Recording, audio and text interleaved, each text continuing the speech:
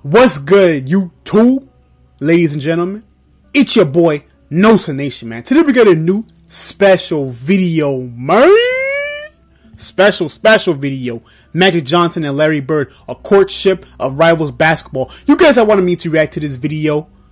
And honestly, this is the longest video I've ever reacted to, so I think I'm gonna break this shit into parts, bro. Like, for real. Like, I don't know if I'm gonna sit here for a whole hour and 27 minutes and watch this whole thing. But what I'm going to do is I am going to cut up into different, you know what I'm saying, into different parts and everything.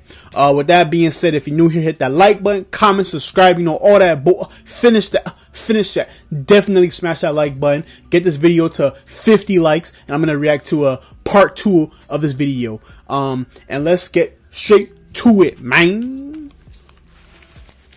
You know what I'm saying? Yeah. Let's get straight to it. I'm excited to see this, man. They talk about it every day, somewhere. If I go to a foreign country, magic, what magic? It's the same everywhere.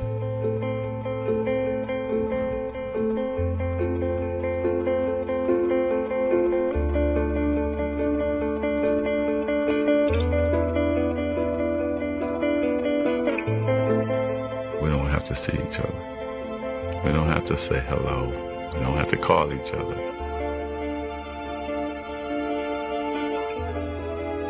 That's my main competition. It's always been like that.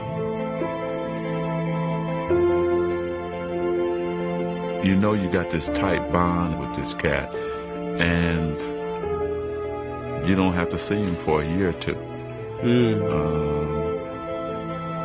But you're always going to be linked to him.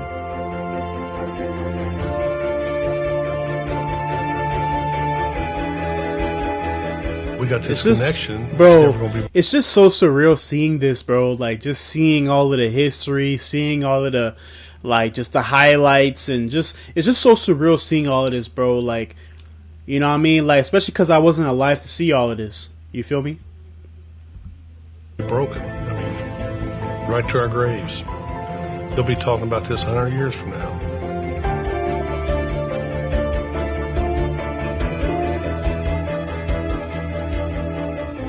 Magic and Bird, a courtship of rivals. Let's get to it, man. This is a little documentary or something. Like a little film. It all began here in Salt Lake City, Utah, on the night of March 26, 1979. It was the NCAA championship, Indiana State versus Michigan State, a game that still ranks as the highest-rated college final ever on television. Really? A game that's now remembered as a prologue to a rivalry that transformed a sport and intertwined two legacies. But on that night, March 26, 1979, the first time Magic Johnson and Larry Bird ever went head-to-head on a basketball court. They were simply two young men trying to win a very big ball game. Well, this is probably the biggest game I'll ever play in my life, and I just feel like, you know, I'm representing not only myself, my team, but we're representing our school and our town of Terre Haute.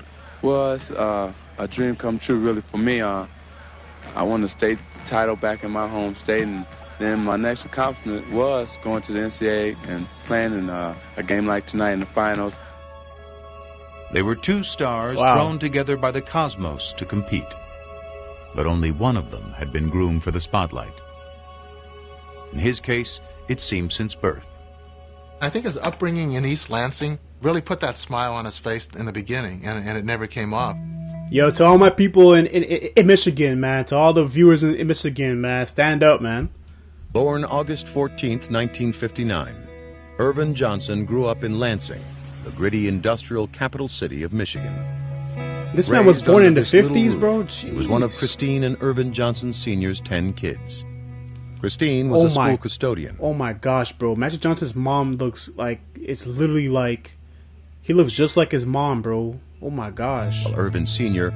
worked two jobs literally around the clock.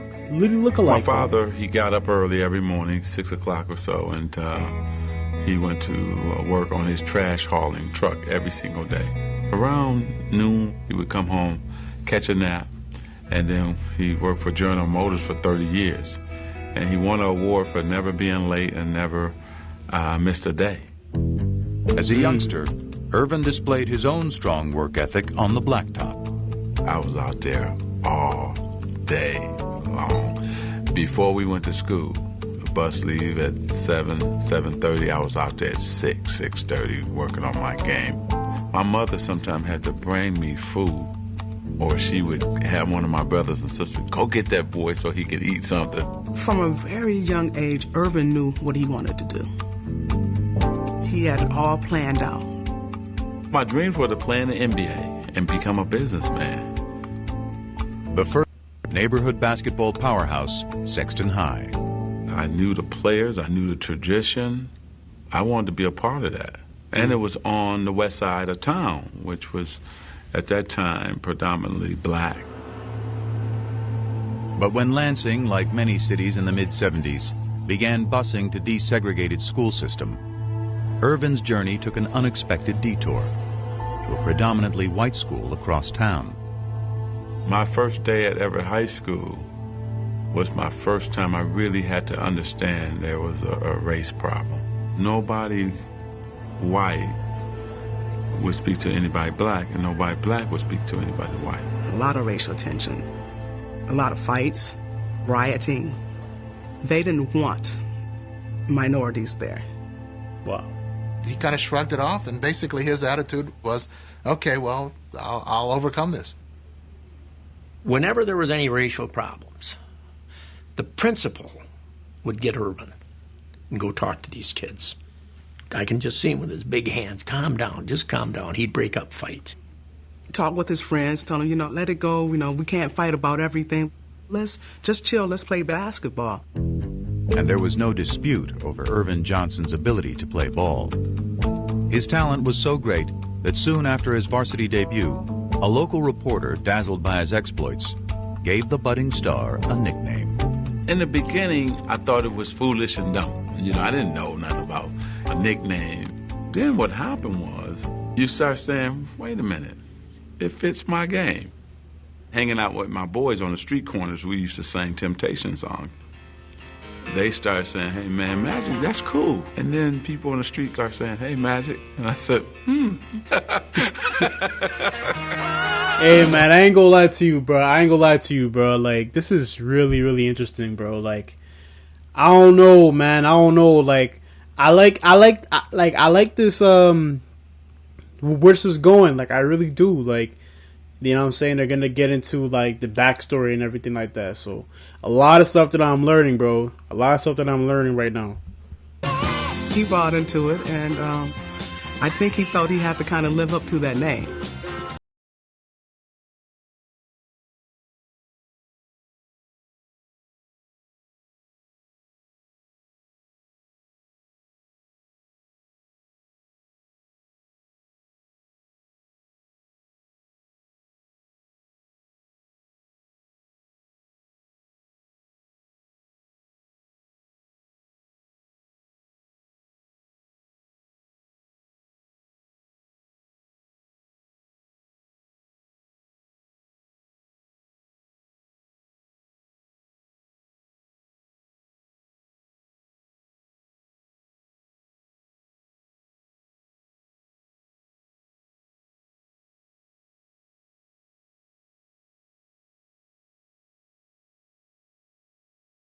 Tonight, won't you come on by? And I'm saying, what's a kegger?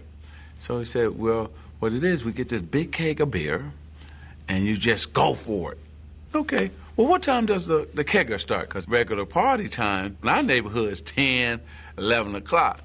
The kegger starts at 7. I said, the party starts at 7 o'clock? And I said, okay, man, I'm going to come to the kegger. We had a good time. The music was kind of bad, but we had a good time, His senior year, Johnson did at Everett what he had planned to do at Sexton, win the state championship. And when it came to choosing a college, he decided to stay where the love would be assured, home in Lansing. Next year I will be attending Michigan State University. Wow. At MSU... Bro, the fact that that shit was in black and white is crazy, bro. Yo. Sheesh. Magic's star quickly went national. But atop the college game, he soon discovered a certain presence beside him.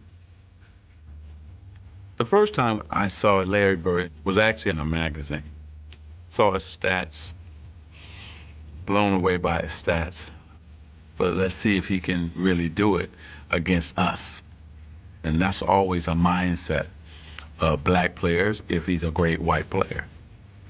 In 1978, after his freshman year, Magic would quickly find out, when both he and Bird were chosen to play for Team USA in the World Invitational Tournament. They would put Larry Bird and I on the same team together to scrimmage, right? It was blowing my mind because he's dominating Jack Givens, Player of the Year in college basketball. Larry Bird is eating him alive. I couldn't wait to call home and tell my boys, man, this dude named Larry Bird is for real. This is the baddest white dude I've ever seen in my life. Well, I thought he was very good. There's no question about it. I thought he's probably the best guard on the team. Irvin Johnson, look at that. I didn't get to play a lot, but that was tough. You could tell. I think our first game was in Kentucky. We got about a 10, 12-point lead. Man, they put us in. Went to 25, 30, just that fast. Fast break again, 3-on-2. Griffith. Wow. And that's steal by Larry Bird. Take us out, the lead go back down, put us back in. That's Bird and Johnson. The show start again. When you play with Magic, there's just something about it. You want to make that extra pass. You want to get that rebound and start to break. We came down a couple times. I go behind my back, no look to him. He no look back to me, and I'm laying it up. I'm saying, oh, man. Here's that last play. Magic Johnson going in, drops off to Bird. Bird puts it back off, inside to Johnson. Wow. Super basket. This guy got game. They had some wonderful moments on the court, but they probably spoke to each other 4, maybe 5 times during that entire time period, and it was more like, hello, how are you this morning, Larry? I'm good, Magic. What'd you have for breakfast? Don't remember. Have a nice day. But such curtness was hardly strange coming from Larry Bird, who was not only one of college basketball's best players, but also its biggest enigma. I think he was a mystery to the extent that he wanted to be a mystery. He didn't enjoy doing interviews. He didn't go out of his way to do them. He wasn't particularly good at them. He was kind of like, hey, this is who I am. You want to know who I am? Watch the game. That's who I am.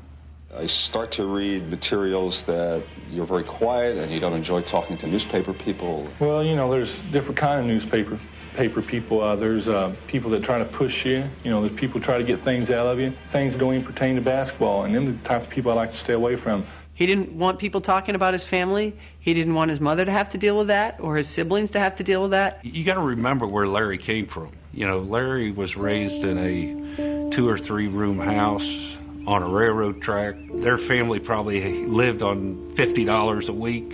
He was raised tough. Wow. Larry Joe Bird grew up in southern Indiana, in the twin towns of French Lick and West Baden.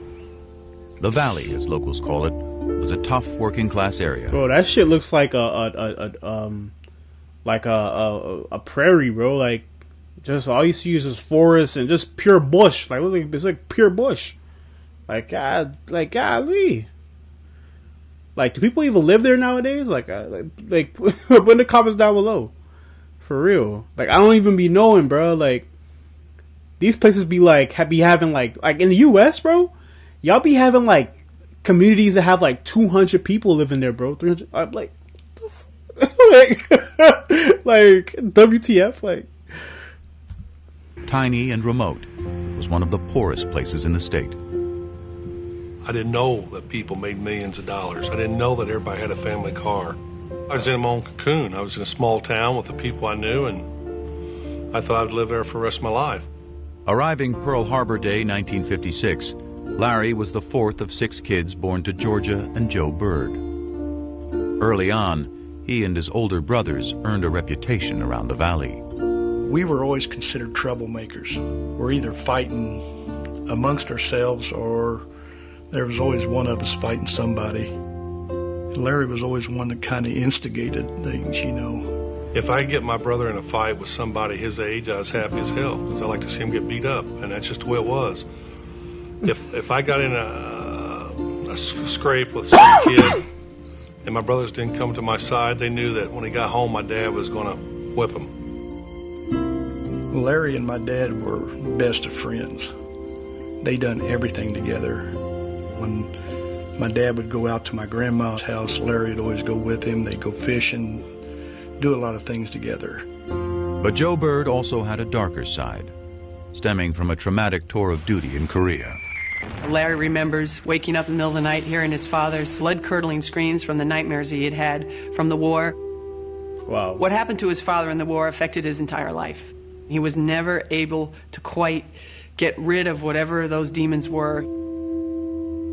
A talented craftsman. Yo, it's crazy because like that shit never gets talked about, bro. Like, you'll never hear on the news like, yeah, the war affected the mental health of the soldiers. Like, you never hear those kind of things, bro. So it's like, that shit is traumatic, bro. Like, imagine like, one of your comrades, you know what I'm saying, you see a dead body on the floor, like, shot up, like, you know what I'm saying, like, that shit would really mess you up, bro, for real, like, that would change anybody, seeing a dead body on the floor, like, that would change anybody.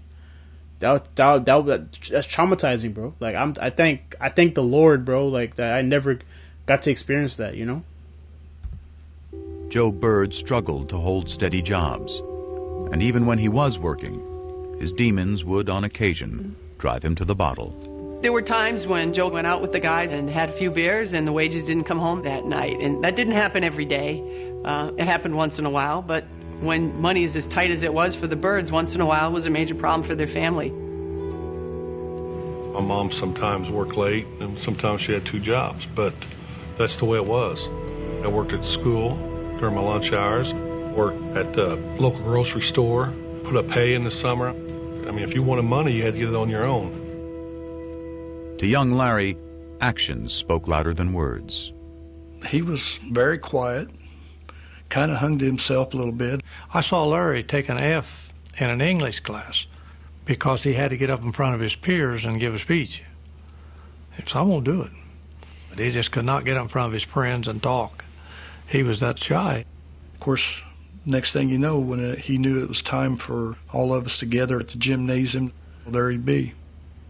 The minute he'd get a basketball in his hand. Do you know what's crazy though? I used to be like very sociable when I was a kid. Like, I used to be very sociable when I was a kid. I used to be very like outgoing. But like now, like as I got older, like now I'm like more reserved.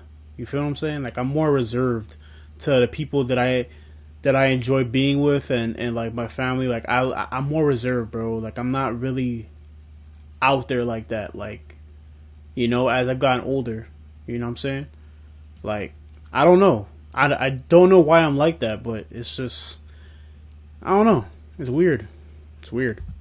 And things were totally different. Basketball was just, it came to me, seemed like easy. I didn't have the quickness. I didn't have jumping ability. I just thought the game out. By his senior year at Springs Valley High, Larry Bird had sprouted into a star. 33. But Bird was from the Valley, hardly a hotbed of talent in the big-time world of Indiana hoops. The first thing they say, well, they don't play nobody down there. He's from French Lick. They don't play nobody. I think that put a chip on his shoulder, always having to prove who he was and how good he was. He was good enough for Indiana University's Bobby Knight to come calling late his senior year. And folks in the Valley couldn't have been prouder. Their local hero was heading 60 miles north to play ball for one of the best college teams in the land. Once I got to IU, it didn't take long to realize that I was out of my cocoon. I had over 30-some thousand students. That I didn't have the funds. First week and a half, I thought, man, this ain't gonna work. He left after 24 days. Let my mother down. Wow. She didn't talk to me for 2 months. But it didn't matter what other people said. To this day, I don't care. Hey, man, sometimes, bro, you can't do everything that your parents like, bro. You can't do everything that your parents like. You're never going to satisfy them, bro. Like, you're never going to satisfy them. They're always, like, your parents, they love you. They want the best for you, but you're never going to satisfy them, bro. So, even if they get mad at you because you made a decision that you felt was best for you, hey, man, as long as you feel like it's best for you, that's what matters. You feel what I'm saying? You can't do everything that your parents like, man. For real. Back in French Lick, Bird took to working for the city, hauling trash and painting park benches. Meanwhile, by that winter, his father's demons had taken him to an even darker place. By this point, Joe and Georgia were divorced, and he was Damn. behind in his payments to the family. The police came by, and of course they all knew him. So Joe said, hey, I need a few hours to get my affairs together before you take me away. So he called Georgia, and he said, you guys will be better off without me, and I'm going to take my life. And he put the phone down, and he killed himself. He shot himself. When Dad passed, Damn. It hurt Larry. I mean, that was his best friend. It's gone now. But Larry didn't show it a lot. He just didn't say much. You know, he just kind of held it within. Hold on. What the hell's going on here? I'm at 21 minutes? All right. And I've never heard him speak out about it. Sorry, guys, I'm back. Sorry. Yeah, we're good. Oh. I was mad when I heard about it, and I was madder after the funeral because I thought he sort of cut out on us during a tough time. But you know, he went through a lot in his life. He did what he had to do. Hey, Bill bro. Hodges. Suicide. Listen, bro. I did not know that, bro. I did not know his dad committed suicide, but, bro, I tell this all the time, bro. I tell people this all the time, bro. Make sure that your people straight, bro. Like, make sure you check up on your people. Make sure everybody good, man. Like, make sure all your people good. You feel what I'm saying? Like, make sure that, like, whatever they going through, man, like, if they need space, give them the space, but just continue to be there for them, man. Support them. You feel what I'm saying? And if you know somebody that's out there that's suicidal, bro, I'm going to tell y'all right now, bro, give them a hug and tell them, look, the world is a better place with you in it, man. I'm telling you. Especially if you know they're like they got a big heart, bro. Tell them the world is a better place with you in it, bro. You know what I'm saying? Like, just let them know. Let them know, man. You know what I'm saying? And if they already made up their mind, they made up their mind. But if you could just stop one person from committing suicide, bro, you're making a difference in this world, bro. Trust me. So just make sure that you check up on your people. You feel what I'm saying? And just make sure they straight. You know. Hadn't been as persistent as he had been, Larry Bird might never have existed in any of our minds. I believe that with all my heart. I really do. It was Bill Hodges, a young coach from Indiana State University, who convinced Bird to give college hoops another shot. So with a promise to his mom to graduate, Bird headed to Terre Haute and ISU, a school that never so much had been to the NCAA tournament. Once I started playing, it's the same old thing. You know, he's at a small school and he ain't playing against anybody, which is fine. Still dominated.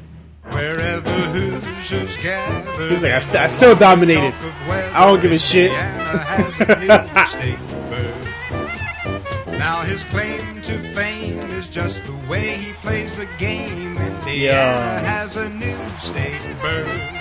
It's not the Cardinal now. Hey Larry, take a bow. Indiana has a new state bird. By the time he had led tiny ISU as a senior to a 33-0 record and a spot in the '79 title game, Larry Bird had become, alongside Magic Johnson, the talk of college basketball. Just a year after sharing the court on Team USA, they were back together. And the day before the big game, Magic couldn't wait to greet his old playmate. Indiana State was on practicing, and we were waiting in the tunnel. We got there early. I wanted to definitely say hello to Larry, you know. When they came through, it was like nobody was saying nothing. I wanted to go toward him, like his guys, like made sure that he didn't say nothing. And then they kind of start snickering, like, Michigan State, you in trouble. We're going to kill you guys tomorrow. I probably did snub him. I don't remember it, but I'm sure I did. I didn't want any, like I call it love fest, hugging and slapping high fives with opponent. You're there for a reason. You're there to win a game. That just said it's on now. It is Indiana State against Michigan State. I'm Bryant Gumbel, and the fans here are going bananas. I mean, let's. Did you hear what he just said? He said, "I didn't want it to do no kissing, no hugging, and none of that." Like, you know what I'm saying? Like, pause. But he said, "I ain't trying to do no hugging and stuff like that. Like, being all friendly and everything. No, we're here to win a game." And it's like nowadays, it's like you got guys like, I ain't gonna say no names, but like you got guys saying like, "Man, I want to team up. Let's team up." And like, what? Like. Like, come on, man. If Larry Bird were black and came from Chicago, it wouldn't have been as big a deal. They were polar opposites. One black, one white, one outgoing, one shy. That was the charm of the attraction. The Bird against Magic. All of the superlatives have been used, and believe me, all of them have been warranted. Heading into the tournament, Magic was the bigger star, but by tip-off it was Bird, having hardly missed a shot in the semifinal, would become the focus of fans and, more importantly, of Michigan State. We actually had 2 men on Larry everywhere he went. There he is, Dick. Look at they have him sandwiched in completely. I'm surprised they didn't play a box on one. 4 guys on Larry and 1 on the other 4, because they didn't have a lot of talent. If you stop Larry, you pretty much stop them. Look at the pressure around him. 2-3 men, and he's short. Damn. I didn't play well at all. Biggest game of my life, I didn't play well. Bird, way short. I think our length and our size, our jumping ability was able to bother him. Bird hanging, can't score. I didn't shoot well. Missed, I think, 3 free throws.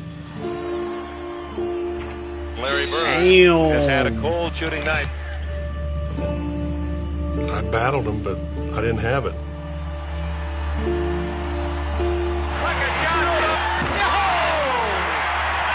Reloaded the pass.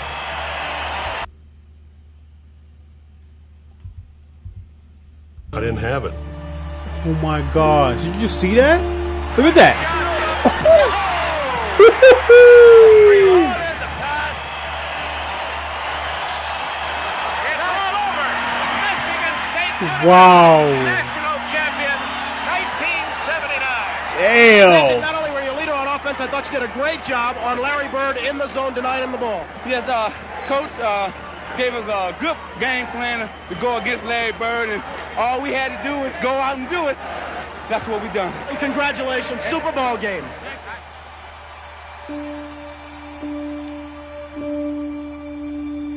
Wow. It was over, That was my 4 years.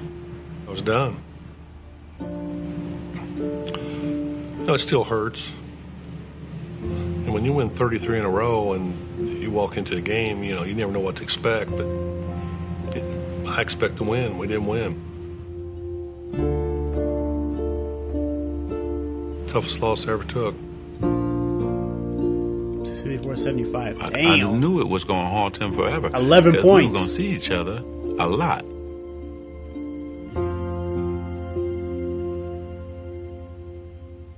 The National Basketball Association, in its 33rd season, is troubled by diminishing crowds and declining television ratings, signs that fan interest may be waning.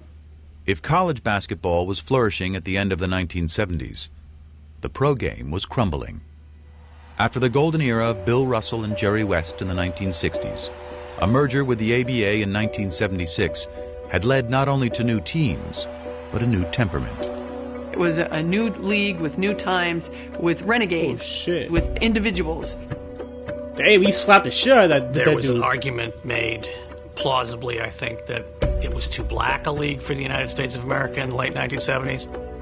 Damn. Think about the Knickerbockers at the time. the running joke was it was the nigger barkers. You know, that's what it was. It was the N-word. It's turning off a lot of. What the hell? That's what they used to say back in the day about the New York Knicks. Damn. You know, that's what it was. It was the N-word. It's turning off a lot of white customers that come to the game. You know. Damn. Why? I think there's still a it's a nigga barker. I don't enjoy going to basketball and seeing all black players. That's crazy. I mean, I think when they said too black, they meant not just in terms of color, but in terms of style. Let me get mine, and the hell with yours. Basketball for us was about the best moves. You wanted to be that big player that everybody talked about. Yo, didn't that guy pass away, by the way? Him. Best moves. You wanted him. Didn't he pass away? To be. Yeah, Michael Cooper. Didn't he pass? If he did, RIP to him. I think he did. I think he did. RIP to him. If he didn't, then whatever. But you know what I'm saying? Like, never mind. But I think he passed away, though. RIP to him. That big player that everybody talked about. You wanted to be the one. You didn't think about winning championships or team play. That guy got dunked on. And those were just the issues on the court. The NBA had this image of an all-black league with a bunch of guys who did drugs. The teams were losing money, and they had no sponsors. And that's pretty much a death knell right there. It's a known fact that you need your white superstars. You just need more. Yo, the fact that race was a problem in the NBA once upon a time is insane to me, bro. And I'm so glad when Donald Sterling said what he said about black people. I'm so glad Adam Silver said, bro, we don't need this bullshit in our league, bro. Get the heck. You gotta go. There's no place for that shit in this league, bro. For real. I'm so glad he took action to that, bro. That's one of the things that I like him for. Adam Silver. That's one of the reasons why I like him, bro. Players on the teams for the white fans. He wasn't playing that shit. And in the newest member of the Boston Celtics, that's exactly what the league appeared to be getting. There's hope he can help solve professional basketball's difficulties, which some say are compounded by a question of black and white. The Great White Hope. What does that mean? Well, you know, it's very hard to say because there's a lot of great white players around, and I just hope that I can just fit in as well as some of them that has fit in. He ran away from that designation. He made it very clear, almost from day one, that he was not the Great White Hope. You know, the great players are the black players, and they're the best. Such deference meant little to black Celtics like Curtis Rowe, Sidney Wicks, and Cedric Maxwell, who looked at Bird and saw not the Great White Hope, but another case of Great White hype. He didn't impress me no more than any white guy I've ever seen play before. I think that you would say that most black players at the time were racist, in the sense that we did not think that you could find a white guy who could play better than any black guy. When I walk in the first day of camp, them guys were on the floor stretching, and here comes the white savior, here comes this, here comes that. I sort of enjoyed it because I knew I was going to battle them all day. But Curtis and Sidney didn't last long. They didn't even make it through the first practice, and they were cut. So then it was just Cedric. I'm thinking, oh, he's slow, he can't get off a shot. He's not that strong. This is going to be a layup. Bam, knocks down a jump shot. Okay, maybe that was luck. Gets the ball again. Bam, knocks down another jump shot. His jump shot is so weird, bro. Larry Bird's jump shot is so unorthodox, but it's effective, bro. And that's what's actually like insane, bro. Get like, okay, hey, you know what? It's so I'm effective, this guy bro. Up. I'm going to show him what it's like. 20 feet away, bam. 25 feet away, bam. My mind just goes to the, damn, this white guy can play.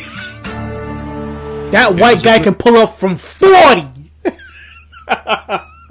Stephen A. Smith. That guy can. That white guy can pull up from 40. That's how he says it. From 40. From 30.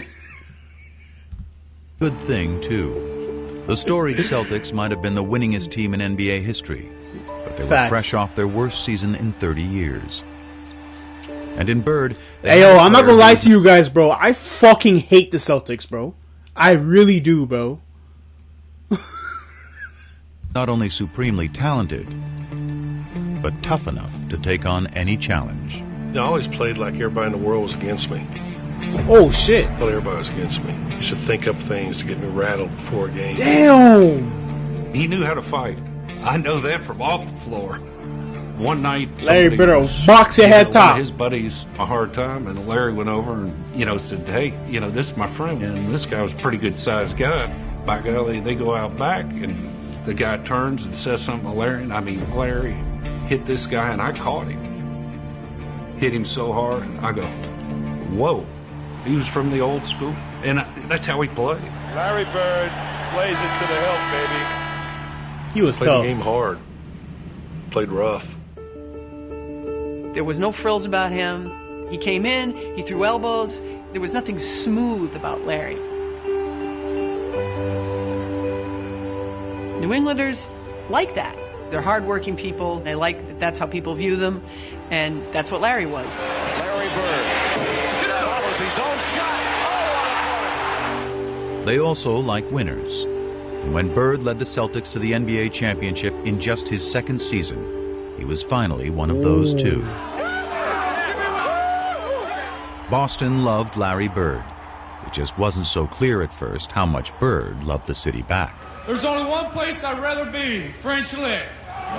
Thank you. Man, Larry was almost agoraphobic in his treatment of anything outside his hometown. He wanted to be the Wizard of Oz. He wanted to intimidate people and keep them at bay. The further we are away from each other. Saying that shit in a big ass crowd. There's only place I would rather be in Boston, bro. There's only one place I would rather be, which is French Lick. I don't want to be here. I don't like. It's like going to New York and saying there's only one place I want to be in, Toronto. Like, you know what I'm saying? The more I like it. I had a nice little house. I had my little yard. I want to go from there to practice back. If we had a game coming up, I want to go there to the game and back home. Bro, there's only one player in today's NBA that actually reminds me of Larry Bird, bro. Just by his personality. It's Nikola Jokic, bro. Nikola Jokic is literally like him and Nikola Jokic. Literally, like, that's the best comparison, bro. Like, not in terms of their game, but just their personality, bro. Like, I feel like Nikola Jokic goes to the games, does his thing, and then he goes back home and he probably has a horse or some shit like that. He probably goes horseback riding or something. Like, you know what I'm saying? Like, that's for real. Basketball. My whole life was basketball. If he was just sitting there with just me, you were looking around mumbling, trying to find things that we had in common that we could talk about. Now, we started talking about basketball, started talking about players. It was, it was great. U.S. history? Nope. We forced passes, we made errors down the stretch. Daily events? Nope. I made the shot, and from then on we was up by 2, and they had to get back in the game, which they did. Politics? Nope. Try to not do anything I can't do or do no more than what I can do. I just go out and try to do my basic game. He proudly dubbed himself the Hick from French Lick, and he looked Hick from every French bit Lick. the part. But those who played him for simple did so at their own peril. One of the great ways, I think, of winding up with no money in your pocket is to think Larry Bird is dumb. Syntax is not intelligence. Unlettered is not stupid. He's got a great sense of humor. He just didn't show that to people. That didn't mean he didn't have it. He did, however, allow the public one small indulgence. You could come out on Saturday and watch him mow his lawn. Huge crowds started to stop. Larry Bird's cutting grass in front of his house. It's like he's mowing his lawn in the springtime. Larry is about doing things himself. And I think it's one of the things that made him so beloved in Boston. Nah, man. As soon as I get rich, bro, I'm hiring a lawnmower guy. I'm hiring a maid to do the dishes. I'm hiring a chef. Like, what the fuck? As soon as I get rich, I'm gonna do all of that shit, bro. Like, for real. Bird navigated through his new world. He still had one eye fixed on a familiar foe in a faraway land. LA. What tripped me out was I'm riding in the limo and I'm seeing. Oh, I thought he was gonna say he's riding in a lowrider, bro. Damn. Lemon trees in people's front yards. Said, stop. I gotta go pick an orange. Are you crazy? I said, no, I gotta do this. And so I ran up like a scared little kid, grabbed the orange and ran back to the limo.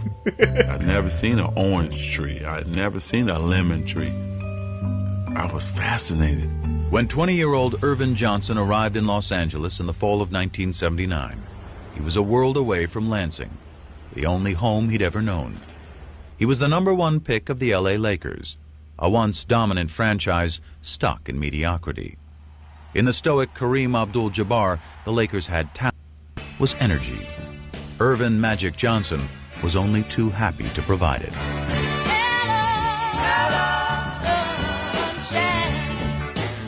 Lit the place up.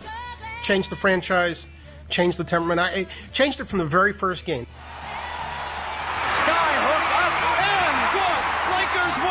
Here it was, the first game of a long season against the lowly Clippers. And Magic was embracing Kareem as if they'd just won their 10th straight championship. It was like, man, this is a different kind of dude. Man, what a dope documentary, man. But I'm gonna have to stop it right here, man. You know what I'm saying? We're at 31 minutes 24 seconds. I'm gonna to stop it right here. If you want to see a part 2 to this video, if you want to see a part 2 to this video, put in the comments down below. Smash that like button, and also I want to say,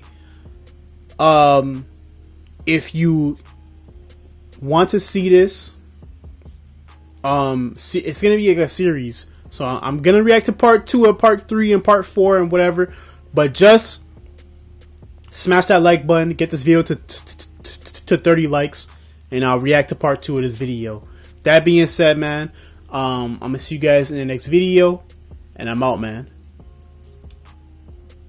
Peace. Thank you for watching.